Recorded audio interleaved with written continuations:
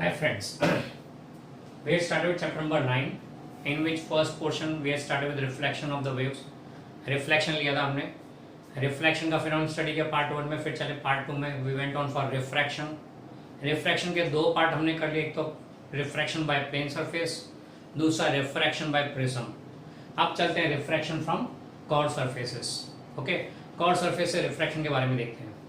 यहाँ पे chord surface से refraction यानी क्या वो समझते हैं. The first refraction from chord surface. Chord को यहाँ पे more specifically let's say spherical surface. Spherical surface.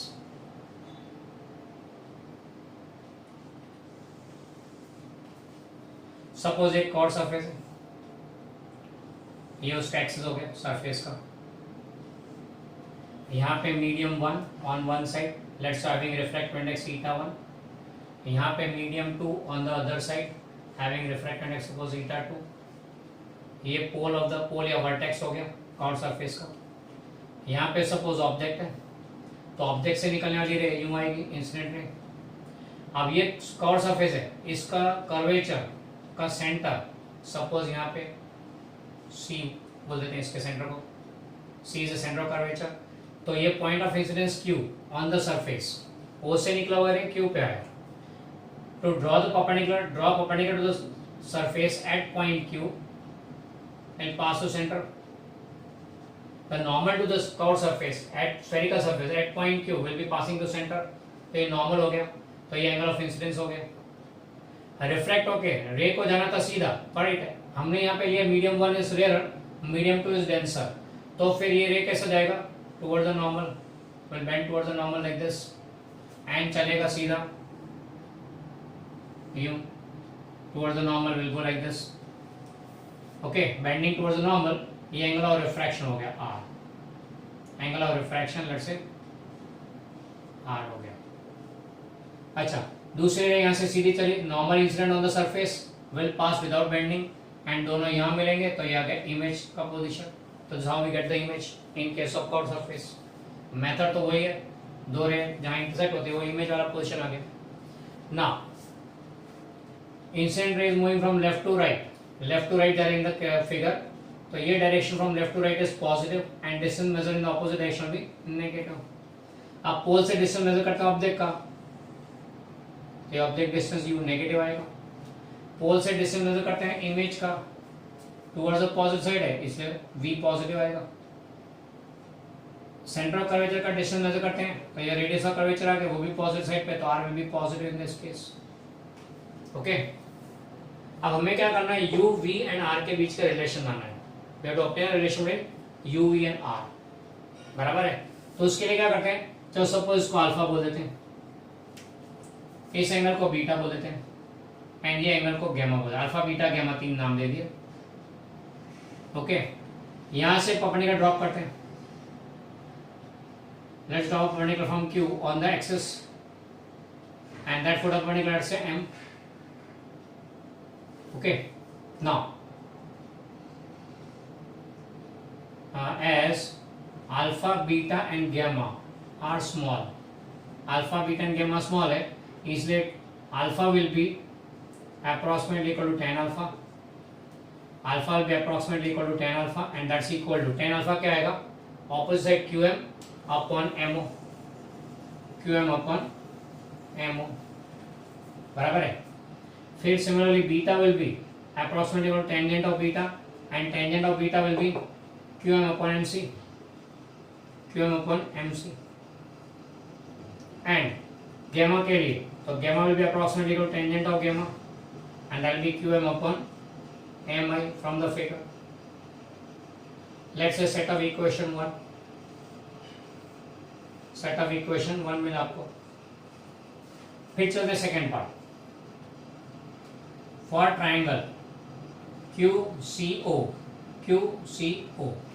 इस ट्राइंगल के लिए I is exterior angle, I becomes exterior angle. I is the, for that QCO, I is exterior angle.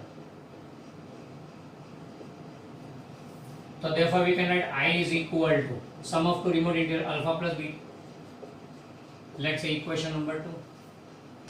फिर for triangle, अब next पकड़ रहे ट्राइंगल QCI, QCI के लिए beta exterior angle हो गया, बीटा इज एक्सटीरियर एंगल, बराबर है। तो therefore beta will be equal to two remote interior angles R plus gamma, R plus gamma. So from this we can say that R is equal to beta minus gamma. Let's say equation number 3. Okay, ये आ गया, clear? अब according to Snell's law, Snell's law क्या बोलता है?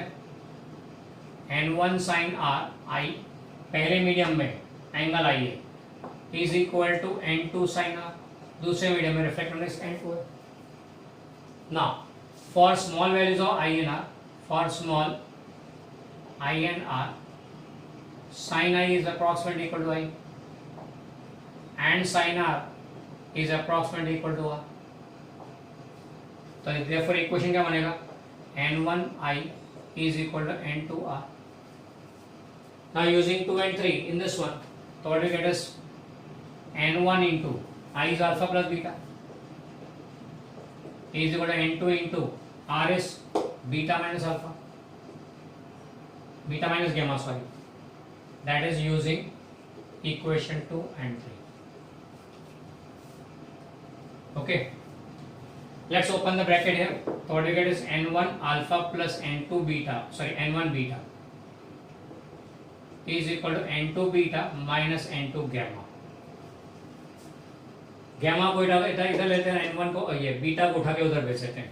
तो taking gamma on left side, what we get is N1 alpha plus N2 gamma is equal to, इसको उधर भेज देते हैं, बीटा कॉमन निकल जाएगा तो N2 minus N1 into beta. Okay, अब अल्फा बीटा गैमा ये रहा हमारे पास, अल्फा बीटा गैमा यहाँ से उठा के रख देते हैं इधर। तो what we get is N1 into QM upon MO plus N2 into QM upon MI gamma and is equal to N2 minus N1 into QM upon MC. ये QM को तो बाय बाय करते हैं, तो what you get is therefore N1 upon MO plus N2 upon MI is equal to N2 minus N1 upon MC. Okay, let's say equation number कौन सा है? 4. Okay. ना अब MO, MI और MC की बात करें तो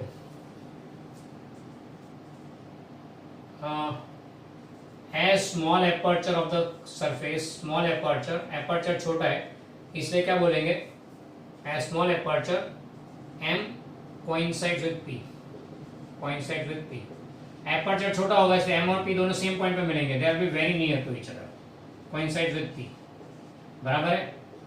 तो therefore MO will be approximately equal to PO,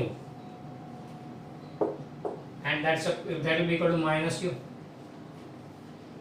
MC approximately equal to PC, and that will be equal to minus, sorry, positive right side पे ना, toward the positive direction distance। फिर MI will be approximately equal to PI, and that will be equal to V। तीनों वहाँ substitute कर देते तो क्या आएगा? Therefore N1 upon minus U plus N2 upon V is equal to N2 minus N1 upon R.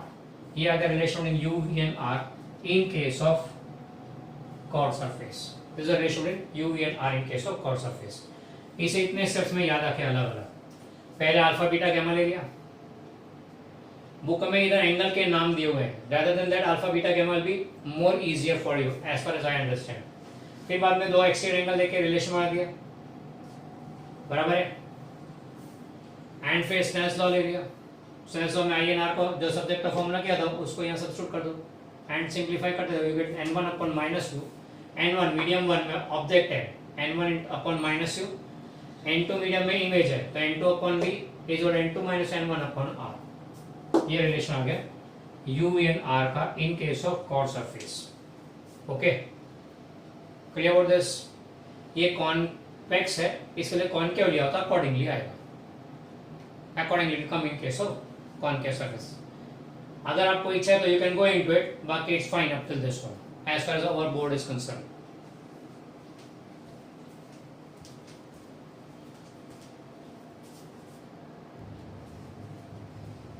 तो नेक्स्ट हम चलते हैं लेंसेज के बारे में। लेंसेज यानी क्या? तो लेंस मतलब an object having two curved refracting surface, an object having two curved refracting surface are called lenses. Now lens में भी अगर दोनों कर्व सरफेस स्फेरिकल हो तो हम बोलेंगे इसको स्फेरिकल लेंसेज। दोनों कर्व सरफेस स्फेरिकल हो तो स्फेरिकल लेंसेज। अब कर्व सरफेस में कॉन्वेक्स भी हो सकता है, कॉनकेव भी हो सकता है, तो उनके कॉम्बिनेशन पे डिपेंड है। अगर दोनों के दोनों सरफेस कॉन्वेक्स हैं तो that's called a convex lens. अगर दोनों के दोनों सरफेस कॉनकेव है then that's called concave lens. अगर एक सरफेस कॉन्वेक्स है और दूसरा कॉनकेव है तो हो गया कॉन्वेक्सो कॉनकेव, कॉन्वेक्स कॉन्वेक्सो कॉनकेव लेंस, बराबर है। So you can have concave और कॉन्वेक्स। फिर एक प्लेन सरफेस हो और दूसरा कॉन्वेक्स सरफेस हो तो दैट्स कॉल्ड प्लेनो कॉन्वेक्स। इसको बोलते हैं plano convex lens, plano convex lens. फिर अगर प्लेन सरफेस है एंड कॉनकेव पार्ट है, कॉनकेव सरफेस है तो this called plano concave, plano concave lens. Okay, तो ऐसे अलग अलग टाइप के लेंस हो गए। हमारा मेन फोकस इन दोनों पे ही है, बाकी सब हम लोग नहीं देखते, नॉर्मल पढ़ाई में नहीं देते हैं इसको। अच्छा, फर्दर लेंस का ये जो पोर्शन है, बीच का पोर्शन, अगर ये कम है दिस कॉल्ड ऑप्टिकल लेंथ। अगर ये ऑप्टिकल लेंथ कम है तो then that is called a thin lens. If the optical length is less, ये कम है तो थिन लेंस हो गया, बराबर है, तो that is called a thin lens. तो हम लोग देखेंगे थिन लेंस, कॉन्वेक्स लेंस की बात करेंगे खास। अब we will be obtaining the image due to this convex lens. तो चलो देखते हैं कॉन्वेक्स लेंस में कैसे इमेज फॉर्मेशन होता है।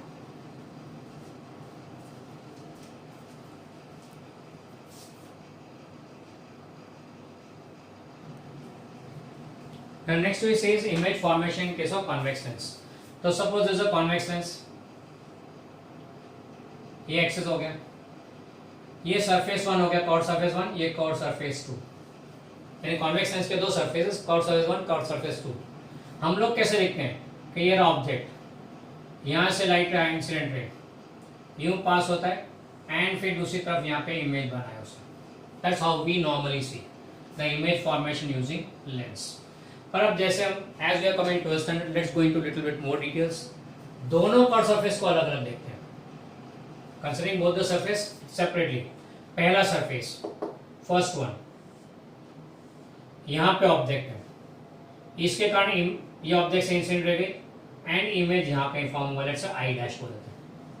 तो ऑब्जेक्ट से इमेज बनी आई डैश, ऑब्जेक्ट से इमेज बनी आई डैश।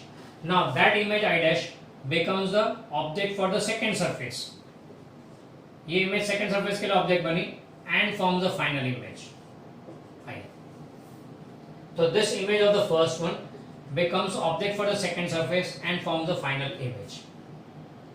बराबर है? ऐसी कुछ घटना बीच में घटती है और हम लोग यहाँ पे फाइनल इमेज लाते हैं। We get the final image like this. Got it? चलो हम इसको स्टडी करते हैं, इसके लिए फॉर्मूला ऑब्टेन करते हैं।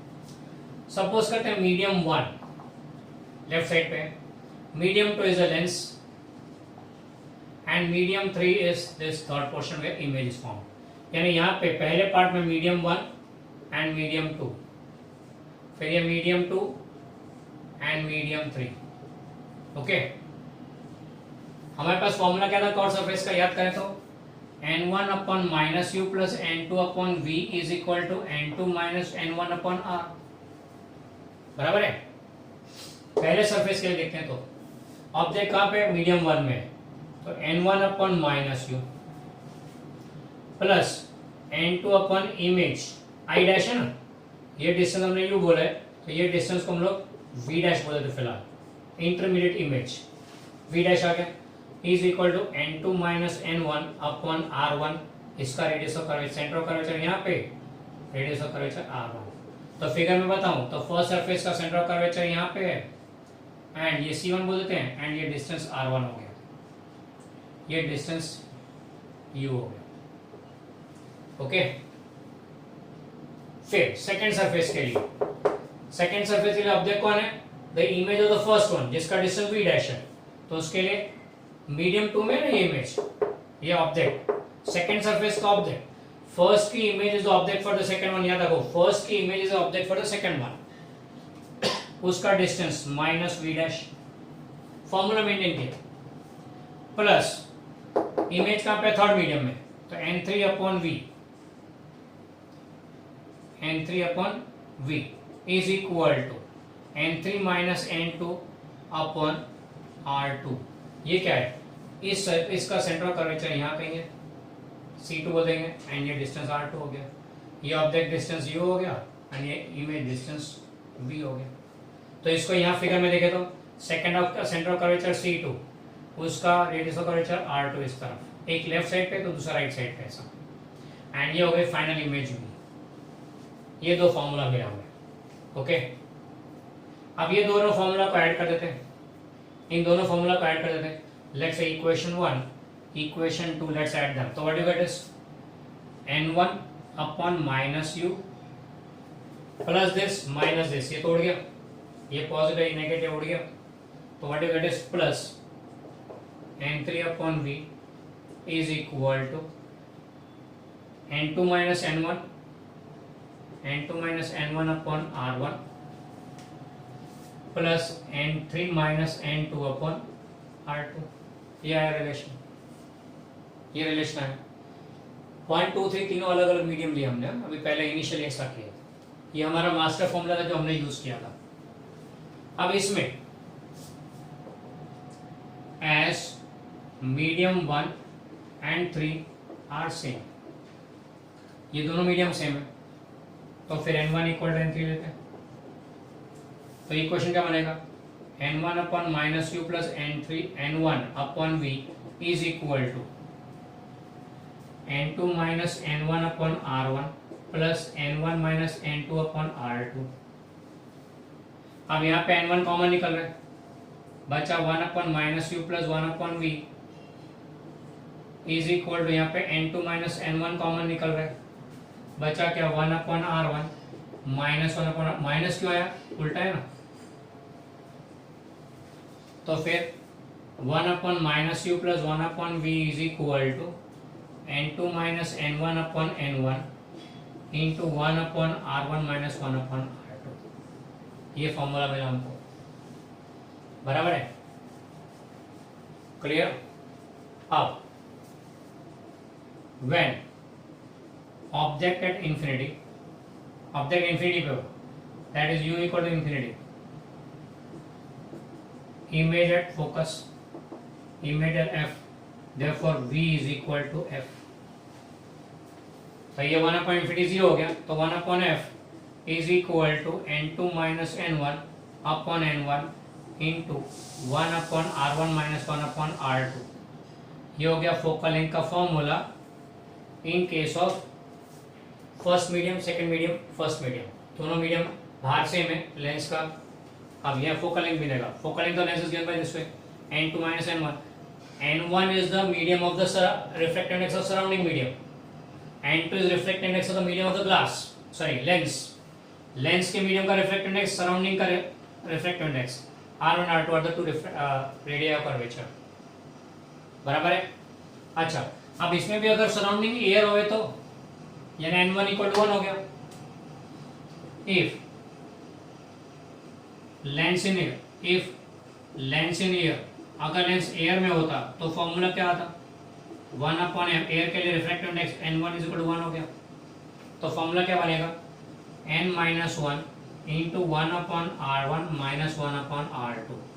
ये हो गया फॉर्मूला फॉर फोकल लेंथ अगर ये लेंस एयर में होता तो, बराबर है। अगर लेंस एयर में होता तो n1 इक्वल टू 1 ले लिया, अगर लेंस वाटर में होता तो n1 को 1.33 लेके चलने का, depending. This formula is more general. This specifically for lens in air only. This formula, second formula is specifically for lens in air only, and ये generally in any medium. Generally in any medium. अच्छा, lens maker जब lens बना, lens maker यानी क्या है? Is it a name of a scientist? नहीं. Then it may be a surname of some scientist? No, it is the person who makes the lens, that's called lens maker. अब वो lens maker जब lens बनाता है तो उसका radius और उसका फोकल लेंथ कैसे एस्टिमेट करता होगा? तो ये फॉर्मूला यूज करता है, ये फॉर्मूला यूज करता होगा. बराबर है. ई tan refractive index of the material of the lens, R1 R2 two radii curvature, वो तो स्पेरोमीटर लेके फाइंड कर सकते हैं, तो उससे फोकल लेंथ आ जाएगा. तो this how we gets the focal length and therefore this formula is called lens maker formula. Lens maker formula. अब ये लेंस मेकर फॉर्मूला है तो ये क्या है? लेंस मेकर का ही फॉर्मूला है, पर लेंस मेकर इसको यूज नहीं करता, ये हम स्टूडेंट्स यूज करते हैं. तो स्टूडेंट्स का फॉर्मूला है. क्यों? हमें जानबूझ के हवा में लेंस नहीं दिया हो तो क्या करेंगे? अगर मान लो लेंस पानी में रखा है तो उसका फोकल लेंथ क्या होगा? Will it change? Yes, the focal length of lens in air is different and that in water is different, क्योंकि n1 को 1.33 लेके चल रहा है एंड अकॉर्डिंगली आंसर बदलेंगे. हम लोग न्यूमेरिकल्स करेंगे तब आएगा कि अगर लेंस को हवा से लेके पानी में रखा हो तो फोकल लेंथ कितना हो जाता है, अगर हवा में इतना है तो पानी में कितना होगा, वो हमें फाइंड भी करना है. एग्जाम ऐसा है.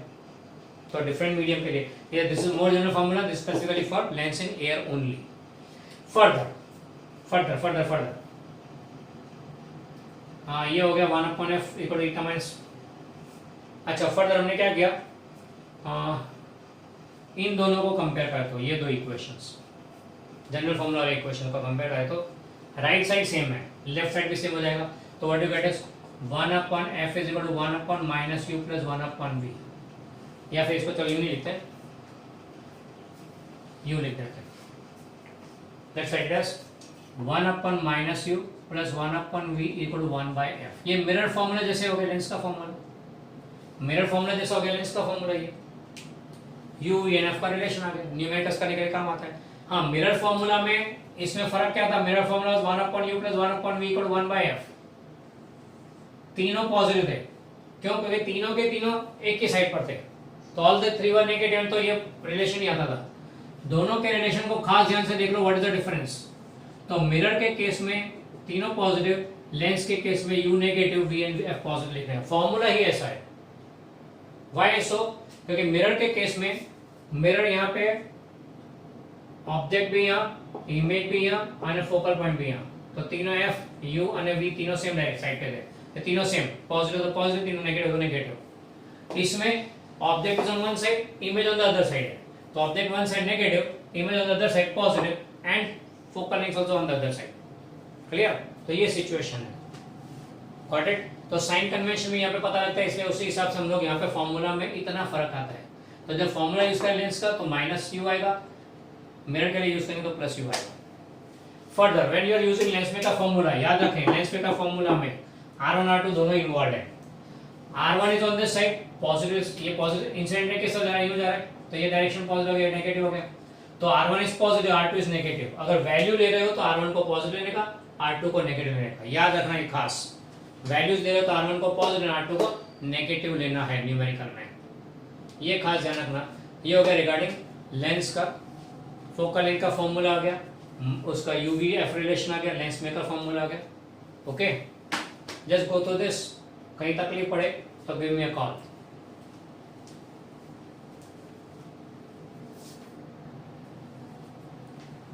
So now let's recall the formula which we did.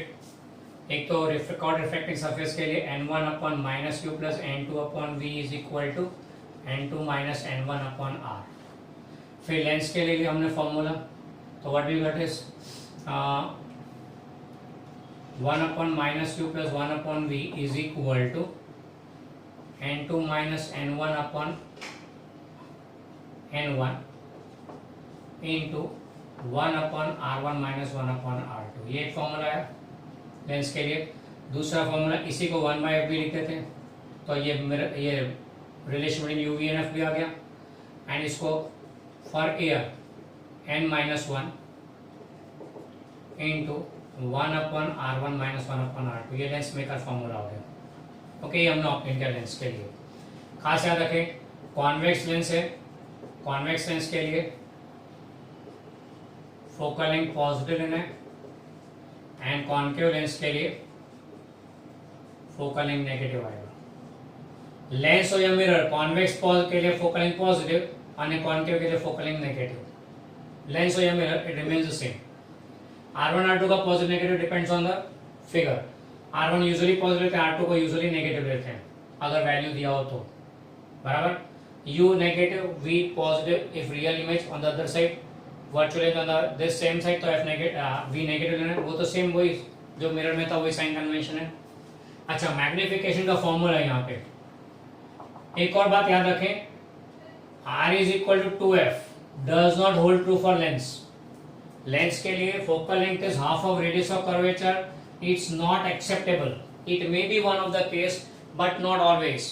You might get a sum in which F comes out to be 2R. Radius of curvature से डबल फोकल लेंथ है. लेंस में हो सकता है, क्यों?